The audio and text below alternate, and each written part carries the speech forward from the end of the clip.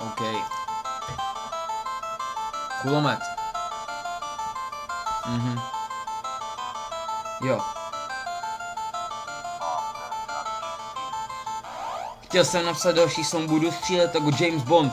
Fakt jsem nevěděl, o čem psát, třeba o věcech, co mám rád, ale potom kámoši napadlo téma, o kterém ví vlastně málo kdo, a potom se to začalo hrozně rozvíjet, v té velký hlavě slova nabíjet tou čistou energií. Kdo tohle vlastně cení? My jsme ve středodění, ale to téma zní jen já a oni to ví. Je to přesně lolko, stejný jako vodko, vovko, přesně tak další ze sraček z píčovin.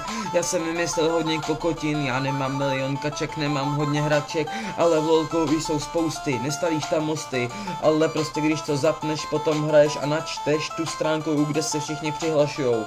Oni se tam registrujou a někdy se tam zabarikádujou na tom PC, je to jak WC, ale abych ti to trošku popsal, napojíš se a nevíš, kam ses dostal. 5 na 5 rozjebeš svět a 3 na 3 my jsme mistři, bratři. Je hodně věcí, který bych mohl zmínit, hodně lidí, který bych mohl mezi tohle vmísit, třeba Ježu, jak ho zabili vrati, potom do konce života žval jenom tati, kup mi novej PC, prosím tě moc, já tě jednou volám dneska o pomoc, když se mu zaseknu, tak si na něj radši sednu, ale ještě o někom tu něco padne, nevím kdo tu skape, ještě to hrál hrozně hliny, a šébův brácha jenom hledal miny, Tony to taky hrával, ze židle skákal, když si dal triple kill, no já jsem z toho jenom byl.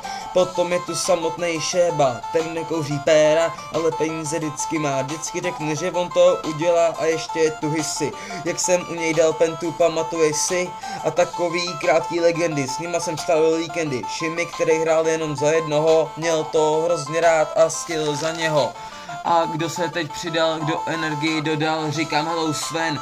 Tetrikem si mi zlepšil den, potom tu ještě hraje Barry, nikdy jsem s ním nehrál, oni to hrajou sami, i když jsem je vyjmenoval po pořadě. Dám ti radu, vyhni se, nic o tě, temnotě, podobě Poláků, vemte si rany z drobáků, omluvte moje sprostá slova, ale co to kurva do prdele, píča kunda.